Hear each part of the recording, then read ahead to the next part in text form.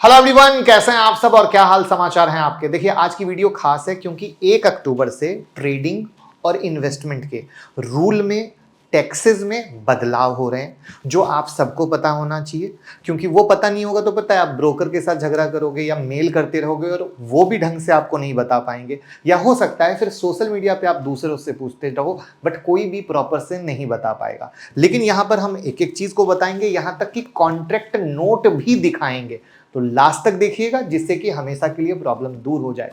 लेकिन पहली बार आए हैं तो चैनल को सब्सक्राइब कर लीजिए क्योंकि बहुत बेहतरीन वीडियो बनाते हैं।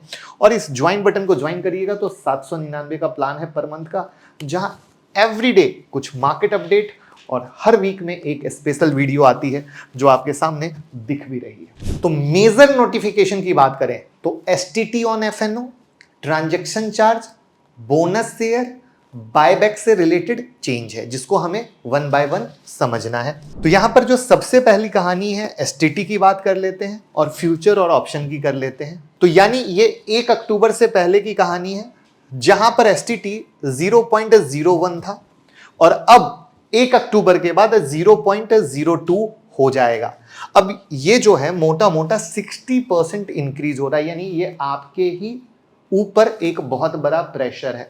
ये देखने में छोटा है बट देखने में छोटन लगे घाव करे गंभीर, ये उसी तरीके की कहानी है। ऑप्शन में 0.06 था वो 0.1% हो गया, यानी 60% का इंक्रीज।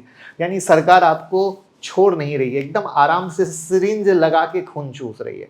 वैसे आपका क्या विचार है निर्मला सीतारमण जी के इस सिरिंज लगा के खून निकालने पर, कमेंट में जरूर बताइएगा।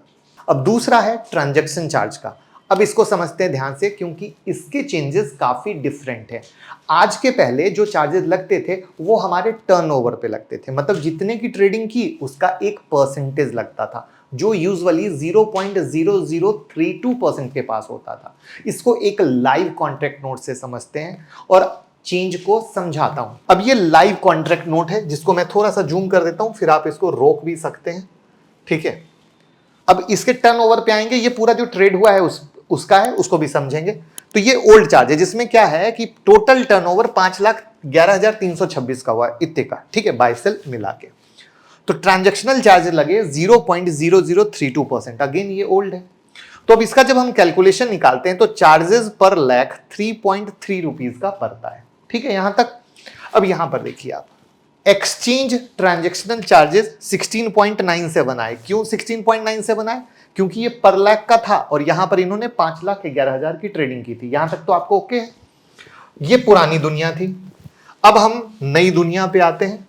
अब नई दुनिया को समझिए, यानी नए टैक्स को समझिए। इक्विटी कैश में जब एनएससी में आप करते हैं तो 2.9 पर लाख ऑफ ट्रेडेड वैल्यू ये आपको लगने वाला है अब 1 तारीख के बाद से। यानी जितने लाख की ट्रेडिंग आप उतना 2.9 से मल्टीप्लाई करते जाइए, जो टर्नओवर मैंने दिखाया उसके हिसाब से। जब आप फ्यूचर में करते हैं तो 1.73 पर लाख ऑफ ट्रेडेड वॉल्यूम, यानी कैश में ज्यादा है फ्यूचर में थोड़ा कम है। इक्विटी ऑप्शन में आते हैं तो 35 रुपया पर लाख ऑफ प्रीमियम वैल्यू। तो ये है एनएससी की कहानी।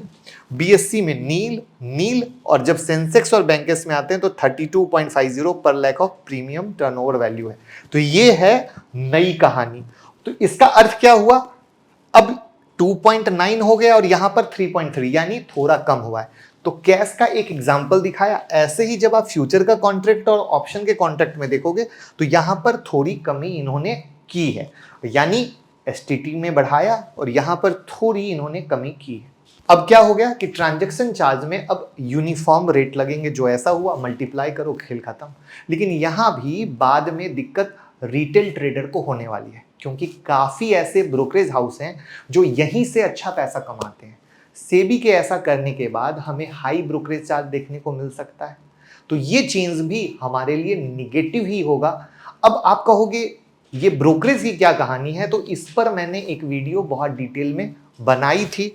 मैं इसीलिए कहता हूं कि चैनल को अगर सब्सक्राइब करके रखोगे तो आपको दिख जाएगा। मैं उस वीडियो के लिंक, मैंने क्यों कहा ब्रोकरेज बढ़ जाएंगे, उसकी लिंक डिस्क्रिप्शन में डाल दूंगा, आप वो वीडियो को देख लीजिएगा। अब थर्ड चेंज है बायबैक और बोनस के लिए। बायबैक पे पहले टैक्स नहीं लगता था, इनफैक्ट जब कंपनी बायबैक करती थी वो टैक्स देती थी सरकार को, लेकिन अब वो कंपनी से हटा के शेयर होल्डर पर डाल दिया गया है।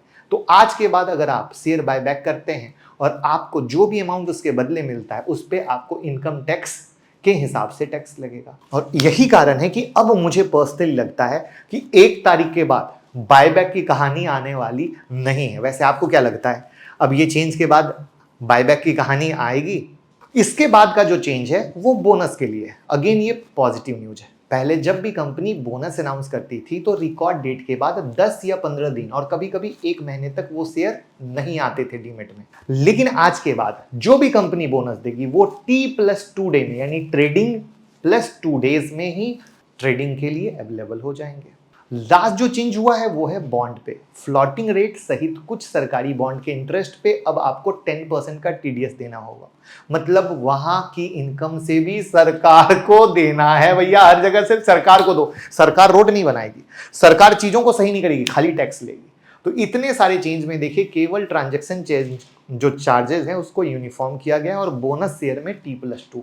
बाकी सारे ऐसे केसेस में उन्होंने कहा है कि भैया रिटेलर बस तुम हमें पैसा दो, हम फैसिलिटी दें ना दें वो प्रभु के भरोसे, बट तुम टैक्स देते रहे। अब यहाँ पर डायरेक्ट टैक्स कोड जो अगले साल से लागू होने वाला है उस पर भी मैं अलग से एक वीडियो बनाऊंगा, उसको यहाँ नहीं किया है।